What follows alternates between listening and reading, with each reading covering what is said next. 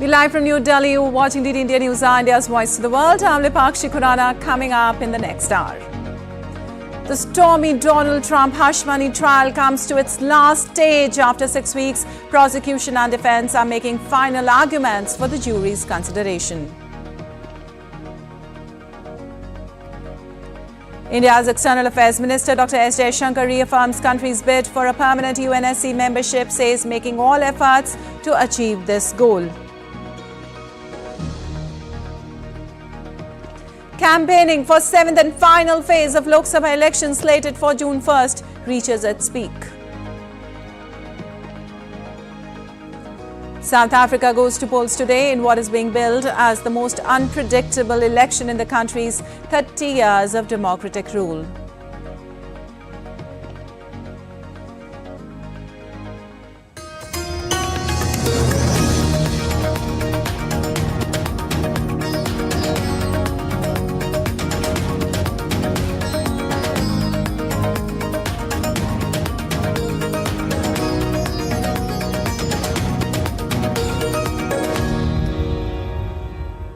And on to the details now. Former U.S. President Donald Trump's hush money trial reaches its final days after lawyers made their closing arguments in the case. The jury is likely to begin deliberations this week in the first criminal trial of a U.S. president that has gripped the country and much of the world. Trump has pleaded not guilty to 34 charges of falsifying business records to cover up a hush money payment to adult film star Stormy Daniels ahead of the 2016 presidential elections.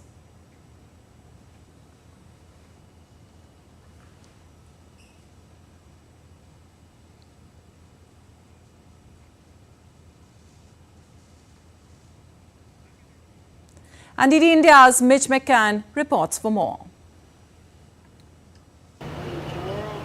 It's the role of defence lawyers to go first in the closing arguments of a criminal case here in New York. And we heard first from Todd Blanche, Donald Trump's lawyer, in court.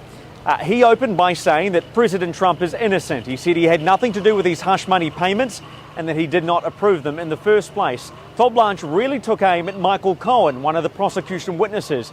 Of course, Cohen is Donald Trump's former lawyer and fixer. He said Michael Cohen is the MVP of liars and that he is the gloat, the greatest liar of all time. He said that the jury should find a quick and easy not guilty verdict when it goes out to deliberate. Meanwhile, the prosecution sought to weave together a clean narrative based on the evidence it had presented in recent weeks to the jury. It said that Donald Trump lingered behind this whole hush money scheme and that Donald Trump got Michael Cohen to do his lying for him. It will now be up to a jury to deliberate and decide the future of Donald Trump, who says this trial is a witch hunt. I'm Mitch McCann in New York, reporting for DD India.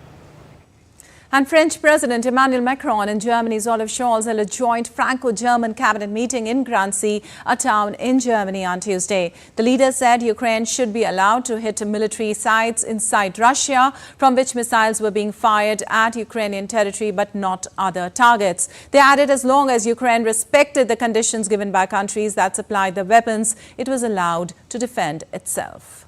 Earlier, Russia's Putin warned the West and said by proposing to let Ukraine use Western-supplied weapons to strike inside Russia could trigger a global conflict.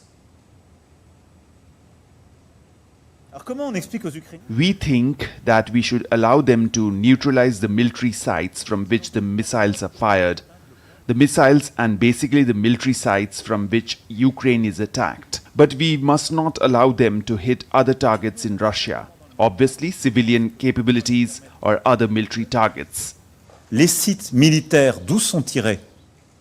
And Czech Prime Minister Peter Fiala hosted Ukrainian Prime Minister Denis Shmyhal and leaders of some European Union allies in Prague on Tuesday. Peter Fiala said a Czech-led initiative has raised 1.6 billion euros for Ukraine and will speed up the ammunition deliveries. He added the first deliveries from the initiative, which sources supplies outside the EU, will happen in June. The money so far had come from 15 EU and NATO members without giving details. The talks in Prague also included Dutch Prime Minister Mark Rutte, Danish Prime Minister Mette Frederiksen, Latvian Prime Minister Evika Salina and Polish President Andrzej Duda.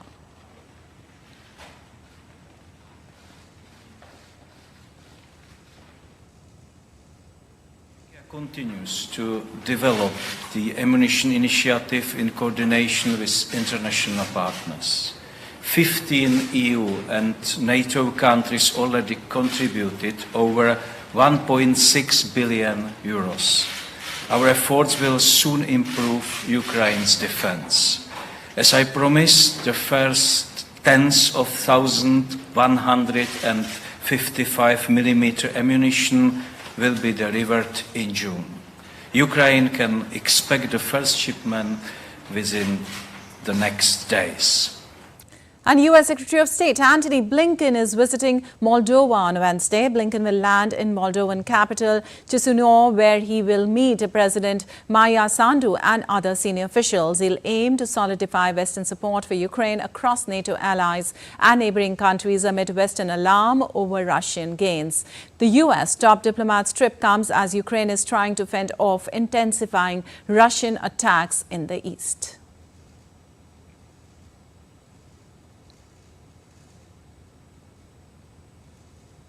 Meanwhile, the United States said it does not encourage or enable the use of U.S.-supplied weapons to strike inside Russia. White House National Security Council spokesperson John Kirby made the remarks at a press briefing on Tuesday.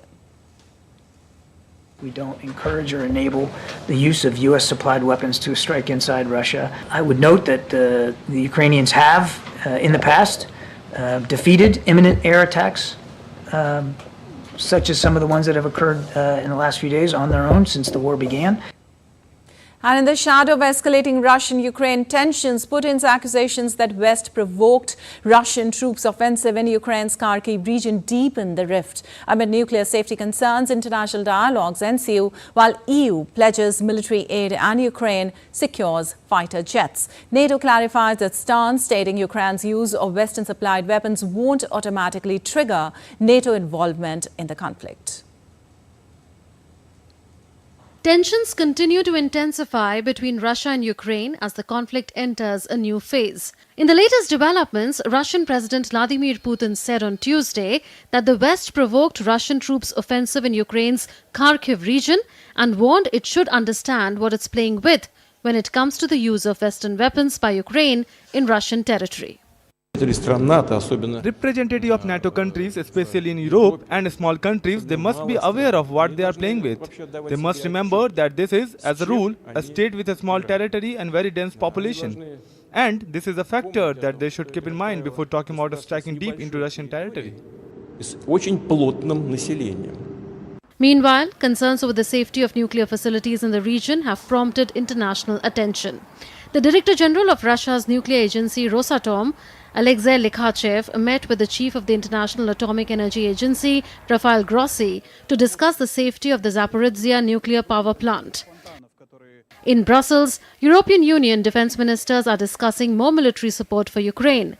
Belgian Prime Minister emphasized the urgency of providing assistance to Ukraine in its war effort against Russia. Ukraine and Belgium on Tuesday struck a bilateral security agreement, including the delivery of 30 F-16 fighter jets. But let me be very clear. More needs to be done. It needs to be done faster, and it needs to be done better. Amidst these deliberations, EU Foreign Policy Chief Joseph Borrell emphasized the importance of addressing Ukraine's specific needs in the conflict. Everybody knows what Ukraine needs. Yesterday, the Ministers for Foreign Affairs, and I suppose today Minister Umerov will remind us which are the critical needs for the Ukrainians. So we have to provide them. Meanwhile, NATO Secretary General Jens Stoltenberg made a significant statement regarding NATO's stance on the conflict and clarified that Ukraine's use of weapons supplied by its Western allies against targets inside Russia would not automatically draw NATO into the conflict. The fact that we are delivering equipment to Ukraine doesn't make NATO party to the conflict. We have the right to support Ukraine without becoming a party to the conflict because we are helping Ukraine to uphold the right for self-defense. As the situation continues to evolve, the international community is monitoring developments closely amidst growing concerns over the security implications of the Russia-Ukraine conflict. Bureau Report, DD India. And Israel's military on Tuesday denied striking a tent camp in the southern Gaza city of Rafah. Chief military spokesperson Rear Admiral Daniel Hagari said that despite efforts to minimize civilian casualties during the strike, the fire that broke out was unexpected and unintended. He added that Israel is investigating what may have caused such a large fire to ignite. Despite our efforts to minimize civilian casualties during the strike, the fire that broke out was unexpected and unintended. This is a devastating incident which we did not expect. We are investigating what caused the fire that resulted in this tragic loss of life. The investigation is ongoing. And the Biden administration on Tuesday said it was closely monitoring the probe into the Israeli airstrike, but that the recent deaths in Rafah didn't constitute a major operation there that crosses red lines. National Security Council spokesperson John Kirby told reporters that there was a real danger that Israel could become further isolated from the international community with the manner in which it is conducting operations.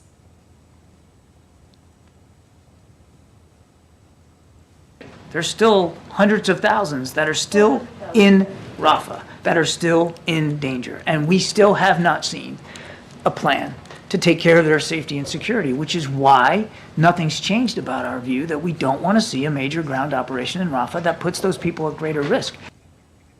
Meanwhile, several Israeli tanks advanced to the center of Rafah on Tuesday for the first time after 3 weeks of a ground operation in the southern Gazan city. Tanks were spotted near Al-Avda Mosque, a central Rafah landmark. The Israeli military said that its forces continue to operate in the Rafah area. However, they did not comment on reported advances into the city center.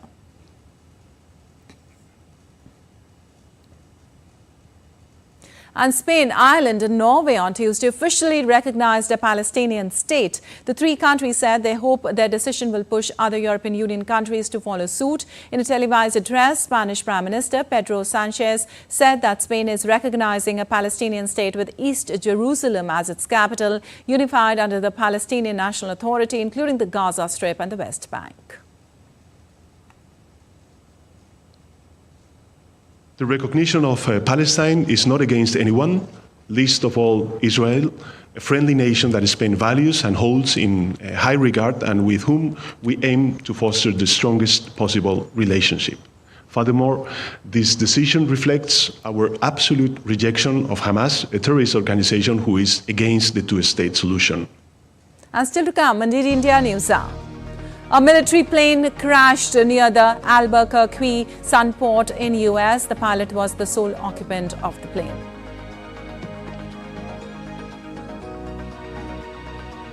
Kim Jong-un visits his country's Academy of Defense Sciences a day after a failed attempt to launch a spy satellite. In the aftermath of Cyclone Raymond, multiple landslides triggered by rain across northeastern state of Mizoram lead to 28 deaths and several others missing.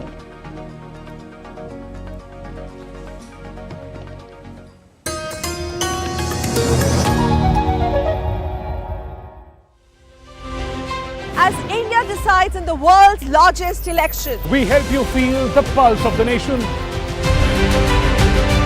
I am Sakal Bhatt. I am Shubhendu Ghosh. This election season, join us on a journey of India. We are in Assam. This is the tea city of India. From down south, Tamil Nadu. Discover the colors of democracy. Gateway to northeast of India. Coastal state of Kerala. Watch Poll Pulse on DD India.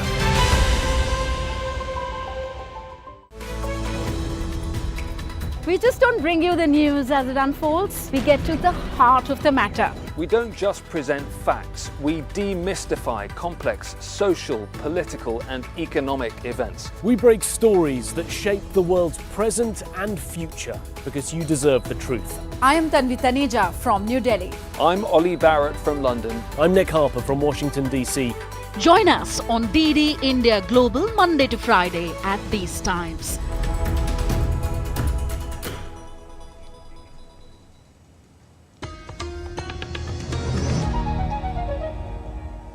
Welcome back. You're watching DD India News. I'm Lipakshi Kuran, and moving on, Georgia's parliament voted on Tuesday to override a presidential veto of a bill on foreign agents, which has sparked several weeks of protest in the capital, Tbilisi. Tuesday's vote to ignore the objections of Georgian President Salom Zourabichvili sets the stage for the Speaker of Parliament to sign the bill into law in the coming days.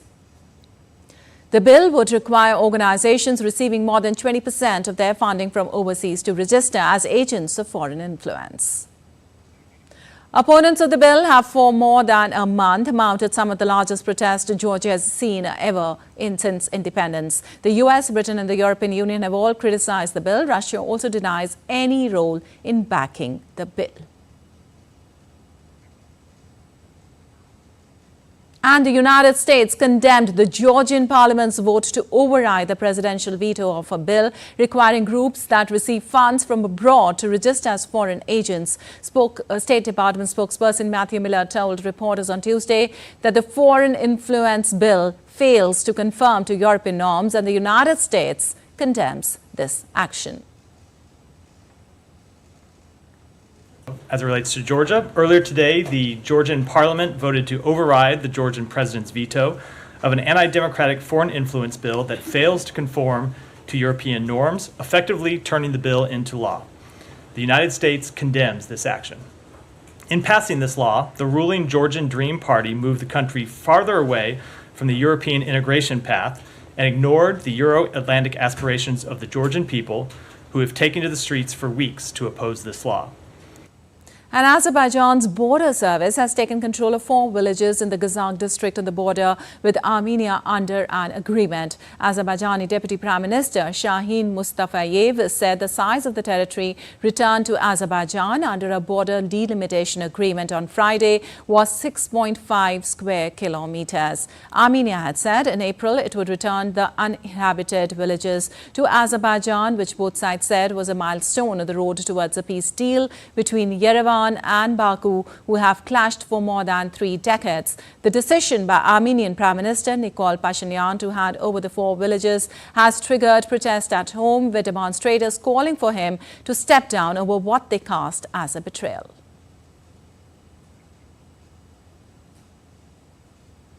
And Venezuela has revoked its invitation for the European Union to send election observers for a presidential contest in July.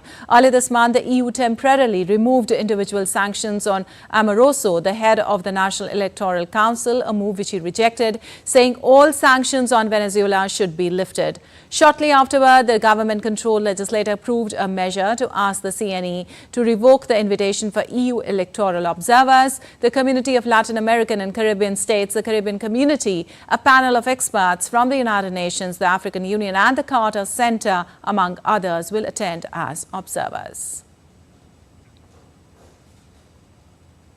And Kim Jong-un visited the country's Academy of Defense Sciences on Tuesday, a day after the North's failed attempt to launch a spy satellite. According to the state news agency, Kim officials viewed an exhibition hall showcasing models of military equipment at the Academy.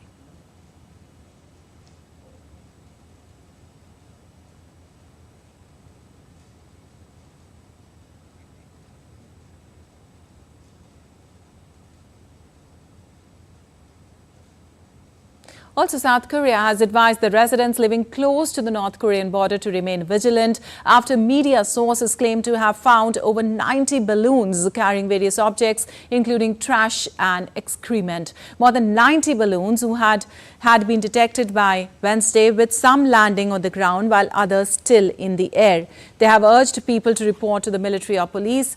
Earlier on Sunday, North Korea's Vice Defense Minister issued a statement vowing to exercise strong power for self-defense and warned to send mounds of waste paper and filth to the south in retaliation for its sending dirty things by air to the north. For years, South Korean activists have sent balloons to North Korea carrying leaflets criticizing its leaders.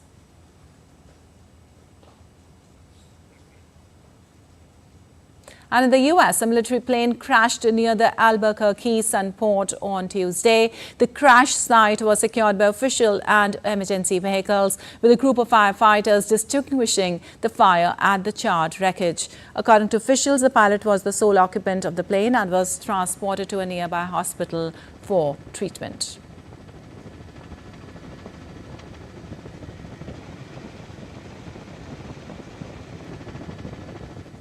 And parts of Texas continue to be hit with severe weather on Tuesday after a weekend of deadly tornadoes. Strong winds snapped trees in areas around Dallas, and more than 750,000 customers were left without power. The National Weather Service predicted the extreme weather would persist in central Texas through Wednesday morning. Tornadoes over the weekend have already left at least 21 people dead. The Weather Department recorded a tally of more than 1,000 tornadoes, marking 2024 as one of the worst years for severe weather in more than a decade. As these storm systems in the jet stream move from west to east, contributing one of the other key ingredients, which is a change of wind speed and direction with height, helps to structure the storms and contribute to severity. Then you begin to see environments like we've seen this year, day after day, repeated areas or repeated severe weather events occurring in the same general area with really disastrous consequences.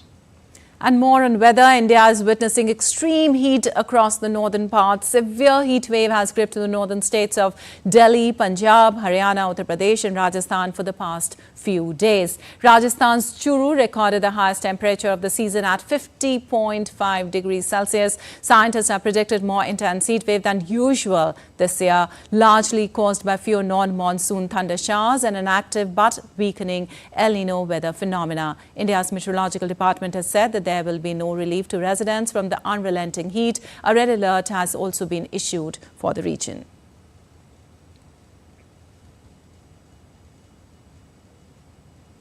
While northern India reels in scorching heat, south and central India is witnessing incessant summer rains. Kerala reported at least 5 deaths in rain-related incidents on Tuesday. Normal life came to a halt with districts of Ernakulam and Kottayam on red alert.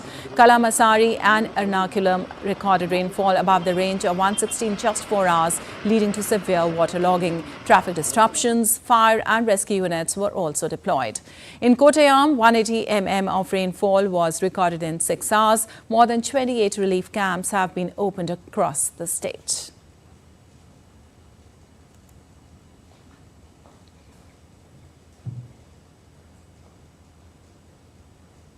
And for more on the weather, we have our correspondent Tapas Bhattacharya and Ajay Joy joining us. Well, Tapas, you are in Delhi. North India is sizzling as the heat index or the feel-like temperature is at 49 to 50 degrees Celsius. Red alert sounded at all places. What is the IMD saying? Well, let's just put it this way here that yesterday Delhi NCR sizzled. I mean, the temperature went up over and above the normal temperature. In fact, there was a departure of almost 8 to 9 degrees Celsius in most of the stations. Safdarjung yesterday recorded 45.8 degrees Celsius, while Palam and other areas of Raj and Ayanagar also recorded over 46 to 47 degrees Celsius. Now, Mungeshpur in Delhi recorded yesterday 49.9, and Najafgarh also recorded 49.9 degrees Celsius. There are other places also which almost recorded the temperature of around 48 to 49 degrees Celsius in different pockets of outer Delhi. Now, what you ask is that what exactly is the scenario? What is the Met Department talking about? Met Department has already given a red color warning for Delhi NCR and Punjab, Haryana, Chandigarh, and also West Uttar Pradesh. The Met Department believes that the temperature is likely to stay stable at this particular point for today. From tomorrow onwards, though, there is some sort of a respite where we will find.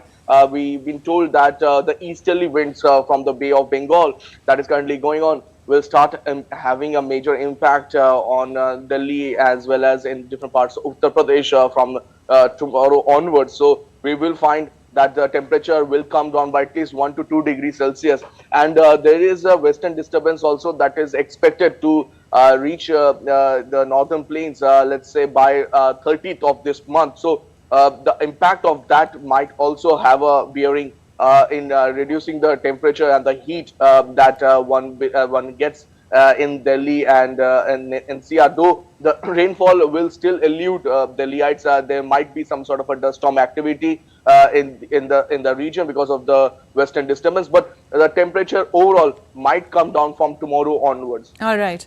All right, my second question to you, Ajay. As per IMD, the southwest monsoon is likely to hit Kerala. The rains are also already there, bracing the state. What is the situation right now there? Lipakshi, yesterday Kerala witnessed severe rainfall.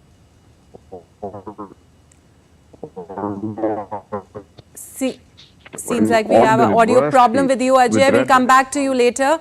Meanwhile, Tapas, can you tell us what are the precautions and the safety measures being taken by the authorities to protect people in this extreme heat? Well, first and foremost is to stay indoor as much as possible to avoid direct contact and stay outside for a long period of time. Also, the authorities have said that it is imperative that people drink a lot of water, or for that matter, stay hydrated, because that's very important at this particular time.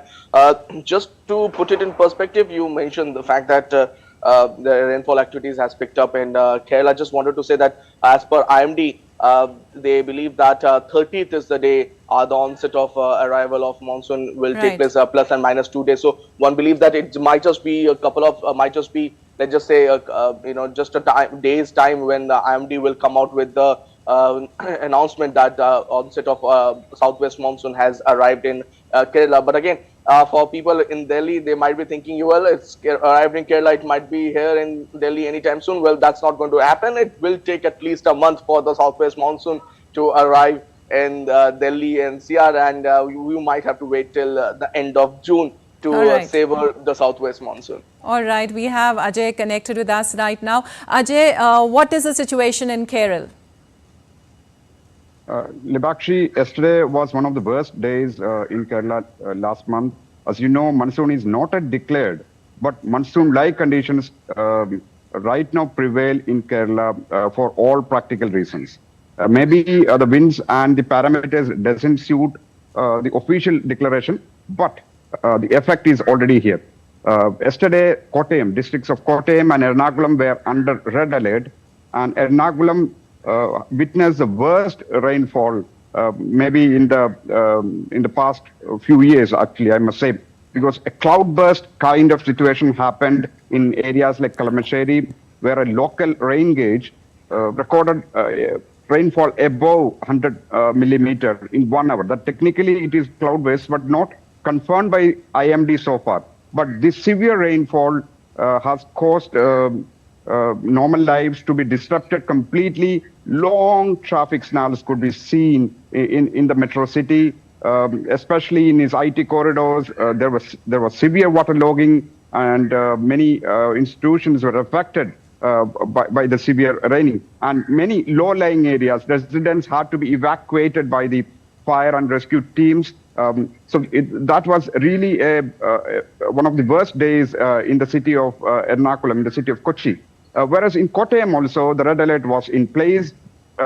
Places like Punyar also witnessed severe rainfall, recording almost 180 millimeter in just 4 hours. So it has caused at least two landslips have occurred in the district, and several relief camps have already been opened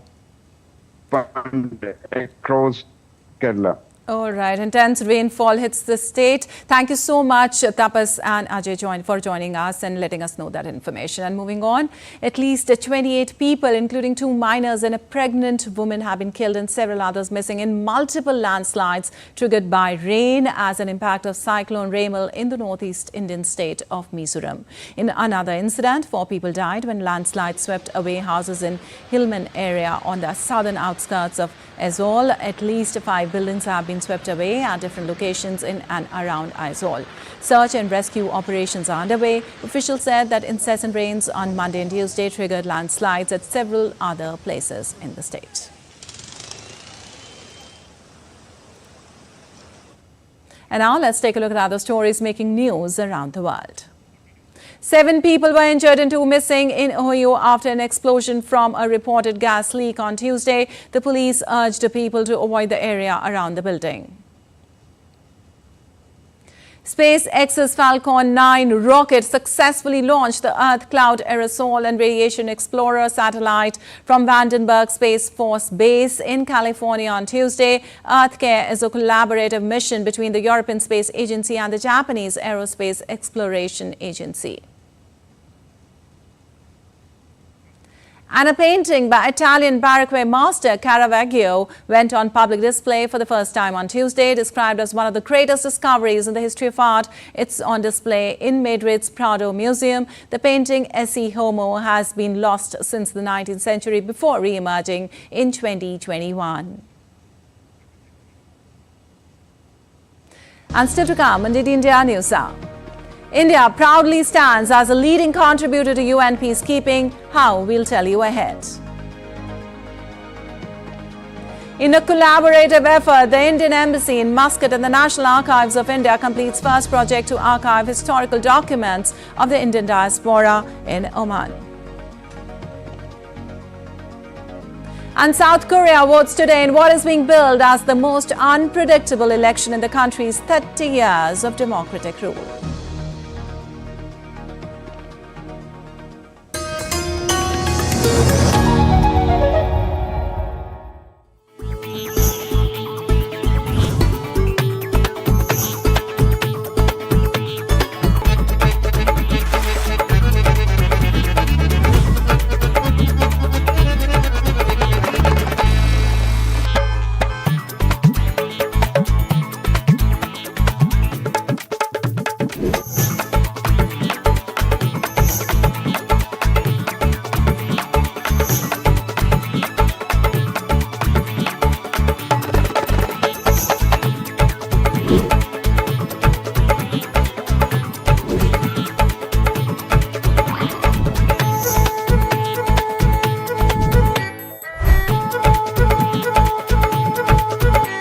Welcome to Jaipur.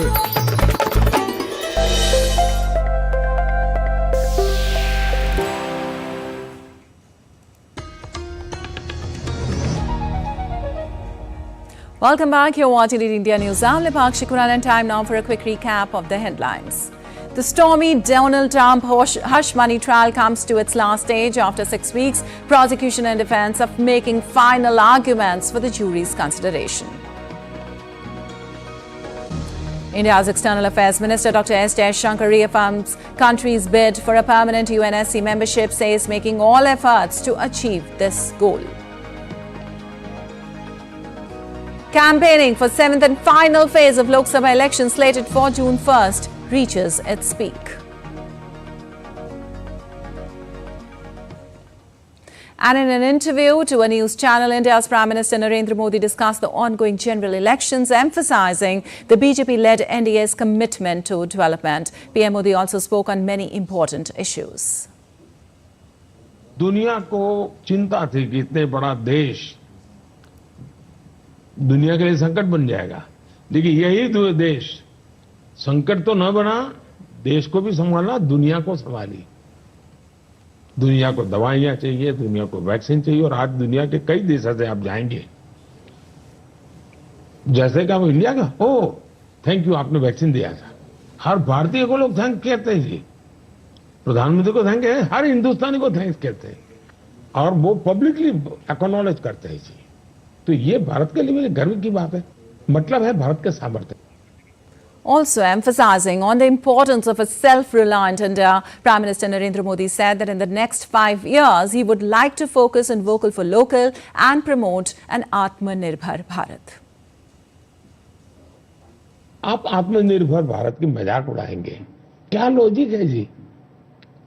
क्या कोई America वाले इतनी ऊंचाई पर होने के बाद भी बड़े गर्व से कहते हो कि भाई be American buy American? Yes. तो मुझे आत्मनिर्भर भारत कहने में संकोच क्यों होना चाहिए? मैं वोकल फॉर लोकल की बात क्यों ना करूं? मैं डिफेंस में कब तक ये दुनिया से माल खरीदता रहूंगा भाई? मैं खरीदार बन गया। आज भी मेरे देश का 2-3 चीजें हैं जैसे जो मैं आने वाले 5 साल में मैं ज्यादा मेहनत करना चाहता हूं। जैसे हम वैसे तो एग्रीकल्चर कंट्री है, कृषि प्रधान देश है, लेकिन कृषि प्रधान देश होने के बाद भी करीब 1 लाख करोड़ रुपया खाने का तेल हम बाहर से लाते हैं। खाने का तेल, चलो पेट्रोलियम के लिए हमारी मुसीबत है तो हम लाते हैं समझ रहे हो।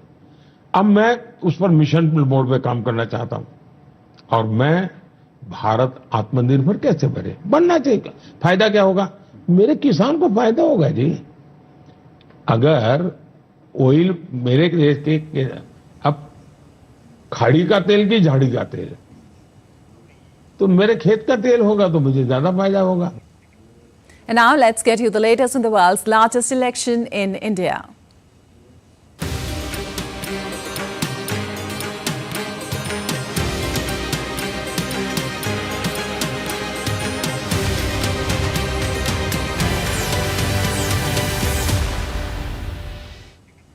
Well, India is all set to vote for the 7th at the final phase of general elections. 57 constituencies across 8 states and union territories will vote on the 1st of June. Fate of 904 candidates will be decided in this phase. 13 seats each in Uttar Pradesh and Punjab, 9 in West Bengal, 8 in Bihar, 6 in Odisha, 4 in Himachal Pradesh, 3 in Jharkhand and 1 seat in the union territory of Chandigarh will go to the polls in the 7th phase. Meanwhile, campaigning for the final phase of Lok Sabha elections has reached to its peak with just 3 days left for polling. Senior BJP leader and Prime Minister Narendra Modi is to address rallies in West Bengal and Odisha today.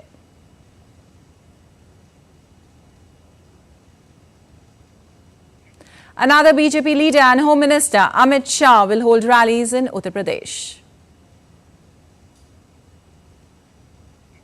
BJP President JP Nadda will be campaigning in eastern Indian states of Jharkhand and West Bengal.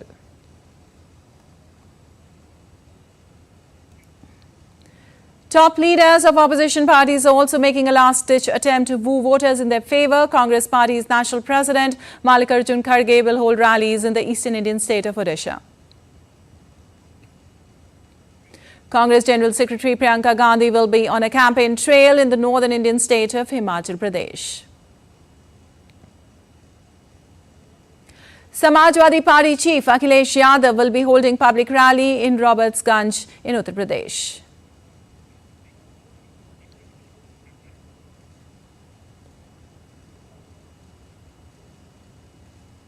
And for more on the last wave, we have Deepika joining us from Varanasi. Well, good morning, Deepika. Prime Minister Modi is seeking re-election from the Varanasi constituency for the 3rd consecutive time. Who are the other contenders?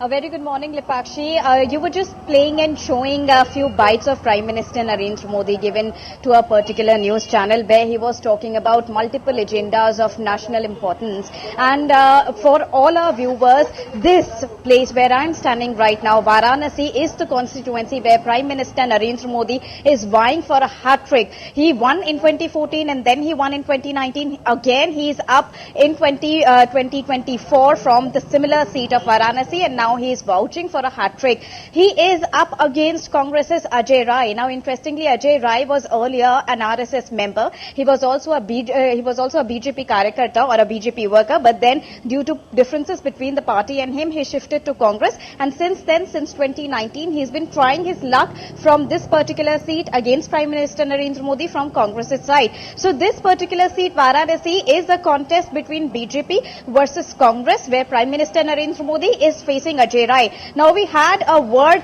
with the ministers because this is a politically very hot seat. So big ministers, union ministers, states ministers are continuously coming into Varanasi to hold public rallies, to meet with the voters and to make them aware of their voting rights and how and where they can visit. We had a word with few of the ministers and they say that they see no challenge not only in Varanasi but across India because 400 par, which is crossing 400 seat mark, is the agenda and is the aim of BJP, and they are very confident that they would be able to go past that. On the other hand, Congress also says that they went into the rural areas of Varanasi and they don't see any challenge against Prime Minister Narendra Modi, especially in the rural areas, because Congress claimed that BJP has not been coming to the rural areas and the rural area people, the rural area voters, the villagers, they want to vouch for Congress this time. So this is the version of both the parties as of now in Varanasi. The campaigning is still ongoing and it will go on till the silence period comes into activation mode. But right now this is one of the most hot seats across all the seats that we have witnessed, the 80 seats that we have witnessed that have gone into poll, and those the rest will be going into the polls in the last phase of Lok Sabha election. Lipakshi. All right. Also, Deepika, what are the major issues which the people of Kashi are facing and they are going to vote on? If you talk about the major issues of not only Varanasi, Kashi but the entire Uttar Pradesh, the issues relates to job opportunities, issues relate to inflation, and issues also arise out of the need that the women want. Women want more job opportunities over here. However, when we talk about transformation and development in Kashi, one says that you should visit the Ghats of Kashi, and we did visit that. We visit mostly all the Ghats and we see a lot of development. There is India's first floating CNG pump on the Ghats now. There is infrastructure development which will witness the coming of 3 helipads also as of now here in the Ghats. So which means, and there are a lot of multiple ferry boats which are spread across different 85 Ghats of Varanasi. Earlier there were 84, but one more has been made this time. So there are a total number of 85 Ghats spread across Varanasi. So all of them offer ferry boats, which has now become a major international tourism spot. You can see international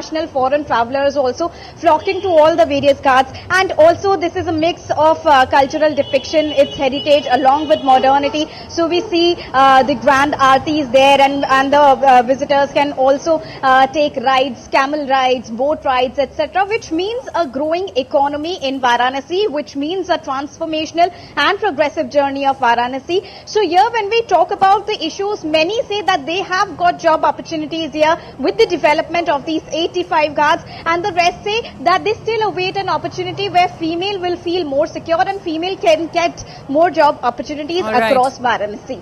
All right, thank you so much, Deepika, for that update from there. And moving on, one of India's battleground states, Bihar, was the talk of the town in recent times due to its changing political alliances. It accounts for 40 lower house seats, the 4th highest in India. Up next is a report which tells you all about the state's political and historical significance as it goes to polls in the last phase of India's general election on the 1st of June.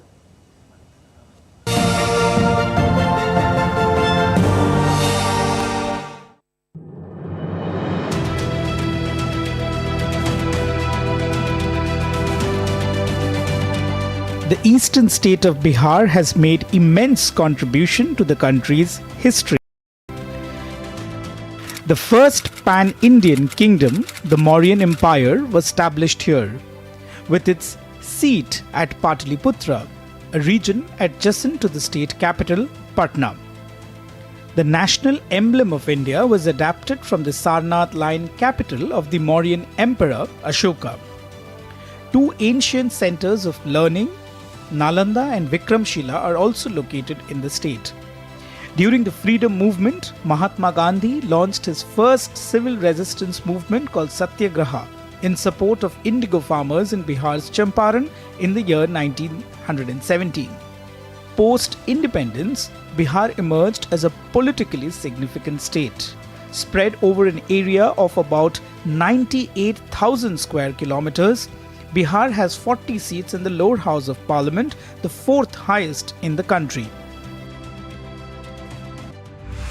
Bihar has 76.4 million registered voters, out of which 40 million are men, nearly 36.4 million are women, while over 2,200 belong to the third gender. Coming to the state's current political scenario, it is governed by the Janata Dal United with the support of the Bharatiya Janata Party. Other prominent parties are Rashtriya Janata Dal, the Indian National Congress and the Lok Janshakti Party. Looking at the 2019 general election results in Bihar, of the total 40 seats, BJP won on 17, while the JDU bagged 16 and the LJP got 6 seats, while the Congress bagged just 1. Amid the polls, all the eyes are keenly observing the volatile dynamics of coalitions in the state, which has always been springing up surprises at the last moment. Election Desk, DD India. Well, in a collaborative effort, the Indian Embassy in Muscat and the National Archives of India completed a first project to archive historical documents of the Indian diaspora in Oman. The event saw participation from 32 prominent Indian families from Gujarat, whose presence in Oman dates back 250 years. This was NAI's first overseas venture in digitizing diaspora documents and supported by Oman's National Records and Archives Authority.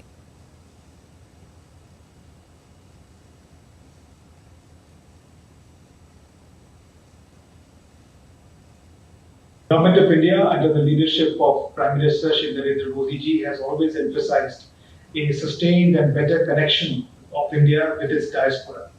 The unique digitization project that we have undertaken here in Oman for the preservation of the archival documents of the Indian diaspora in this country will, we believe, not only contribute to preserving their unique histories, but also enable a better understanding of their experiences, adventures and contributions.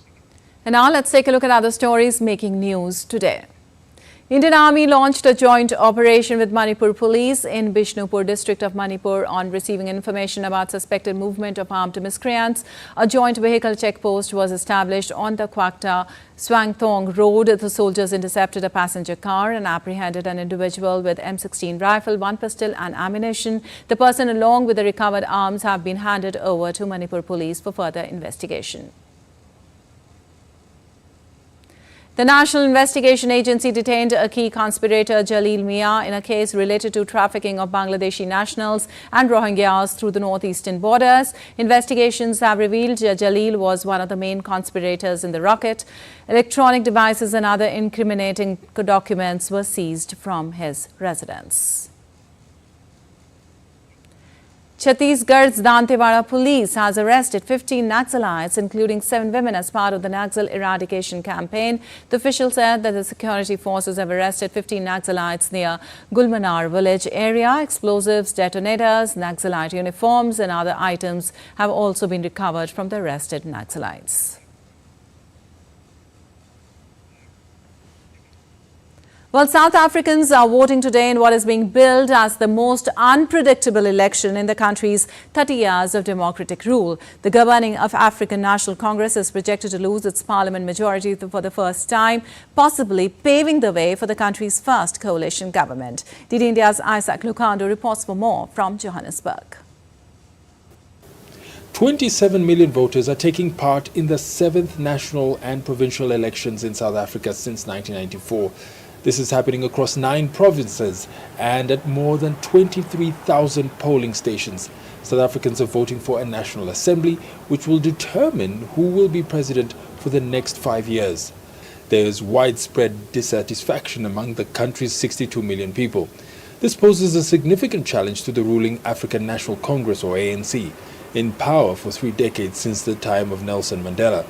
In recent weeks, opposition parties such as the Democratic Alliance, the Economic Freedom Fighters and MK have increased pressure on the ANC through campaigns and rallies, calling out issues of corruption and lack of jobs. Around 5,000 observers from 160 local and foreign organizations are monitoring this election. There have already been 2 days of special voting in which approximately 1.6 million voters were allowed to vote early. Final results are anticipated to be announced on the 2nd of June. Isaac Lucando in Johannesburg, reporting for DD India. And still to come in DD India News Hour.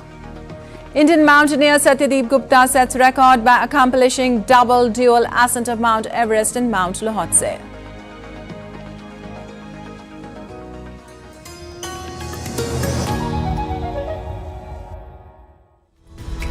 We just don't bring you the news as it unfolds. We get to the heart of the matter. We don't just present facts, we demystify complex social, political and economic events. We break stories that shape the world's present and future because you deserve the truth. I am Tanvi Taneja from New Delhi. I'm Ollie Barrett from London. I'm Nick Harper from Washington, D.C. Join us on DD India Global Monday to Friday at these times.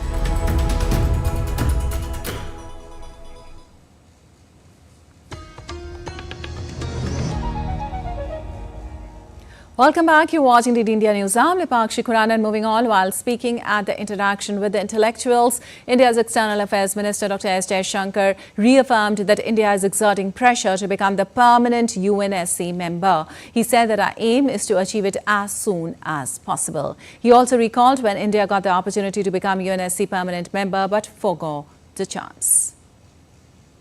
UN Security Council का सवाल जो है, हमारी कोशिश तो है कि जितनी जल्दी हमें स्थायी सदस्यता मिल जाए, हम तो वो जरूर चाहेंगे, पर ये लक्ष्य जो है इतनी आसानी से प्राप्त नहीं होगा क्योंकि आज भी जो परमानेंट मेंबर्स जो हैं उनकी बहुत चलती है, यूएन में भी चलती है, यूएन के बाहर भी चलती है। वो किसी भी, आज गाजा की बात हो, यूक्रेन की बात हो, वो जो है अपने बीच में जो आपस की डीलिंग जो करते हैं, दुनिया को जो प्रभावित जो करते हैं, इसीलिए वो नहीं चाहेंगे कि इसमें 5 जो है 6 या 7 या 8 बन जाए। तो जो अभी जो हम कहते हैं जो टेबल पे बैठे, वो तो चाहेंगे कि वो कुर्सियां उतनी रहें जितनी अभी। तो हमें जो आना है, हमें पूरे मैं कहूँगा कि समाज को जागरूक करके, दबाव डाल के उनको मनवाना है, और तभी जब वो मानेंगे तभी हमें वो लक्ष्य प्राप्त होगा। अब बीच में ऐसे भी मौके थे करीब 50 साल पहले कि हमें कुछ चांस था, उस समय हम लोगों ने नहीं लिया। उस समय की सरकार थी, उनको लगा कि ये हमारे लिए उस समय ऐसी प्रायोरिटी नहीं थी। पर आज जो है, आज मुझे लगता है कि दिशा, आज का माहौल जो है हमारे लिए अनुकूल है।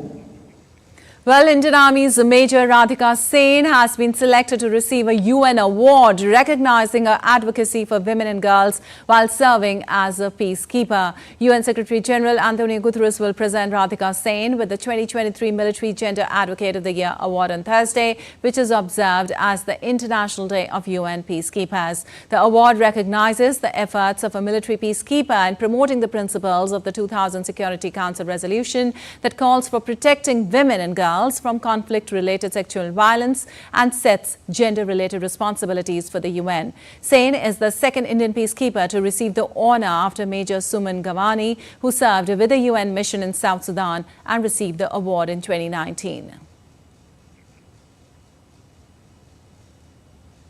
And India proudly stands as the leading contributor to UN peacekeeping, showcasing India's unwavering commitment to global peace and security. India's permanent representative to the United Nations, Ruchira Kamboj, in a message lauded Major Radhika Sen of the Indian Army, who served as a UN peacekeeper.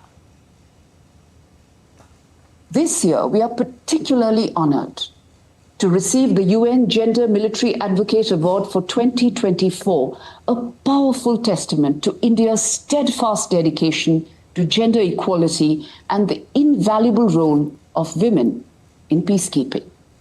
We hence proudly celebrate Major Radhika Sen, whose exemplary service and leadership have earned her this distinguished award. Congratulations, Radhika. Well, India's Union Health Secretary Apurva Chandra held a bilateral meeting with Lord Markham, Parliament Under Secretary of State, United Kingdom, on the sidelines of the 77th World Health Assembly of WHO in Geneva. The two countries discussed critical issues pertaining to the mobility of healthcare professionals to the UK. India also highlighted the ongoing work on building two digital portals to facilitate healthcare workforce mobility to other countries and medical value travel.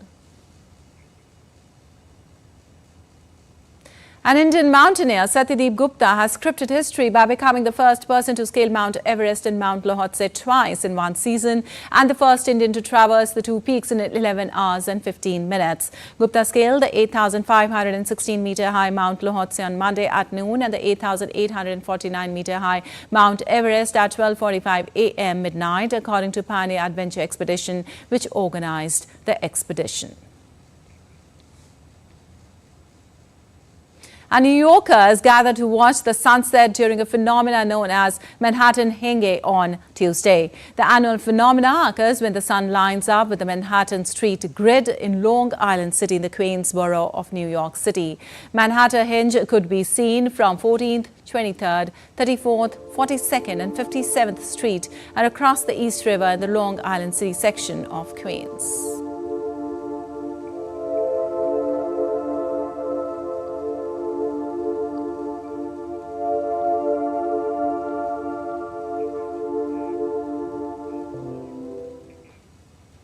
Well, that's all for this edition of DD India News Hour, but let us know your thoughts on the news of the day. For those on the go, you can get all the latest news and updates from India and across the world on the DD India mobile app. The app is available on both Android and iOS platforms. Scan the QR code on the screen to download now.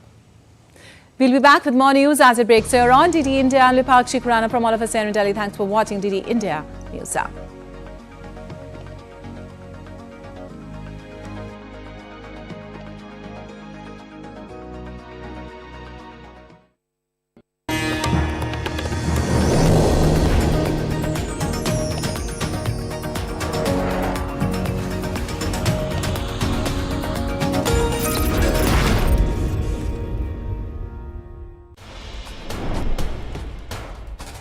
Wherever news breaks, whatever it takes. Connecting corners, cutting across continents. Stories that matter from across the globe. Accurate, authentic journalism that serves you right. From politics to glamour, from sports to world affairs. With a fusion of aesthetics and substance. Introducing news in a new avatar. Experience the world through a new lens. Stay tuned to DD India for an exciting journey beyond borders.